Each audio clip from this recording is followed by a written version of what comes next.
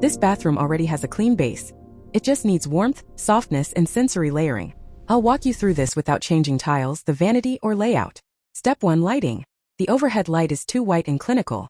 No mirror lighting means harsh shadows. Swap to warm bulbs, add a soft LED glow behind the mirror or slim sconces. Step 2. Soften the walls. Keep the tile but paint above it in a warm off-white, soft grayish or pale stone tone, not stark white. Step 3. Upgrade textiles. Add thick hotel-grade towels and a plush bath mat. Texture equals luxury. Step 4. Add natural materials like wood, stone, ceramic, or woven baskets. This is what tells your brain to relax. Step 5. Restyle the vanity. Add a soap dispenser, a tray, or a candle. Step 6. Elevate the mirror with a touch of greenery. Spa hotels do this for a reason. Step 7. Introduce scent and sound, like eucalyptus, cedarwood, and soft water sounds. Luxury is multisensory. This bathroom said functional. Now it says, take your time.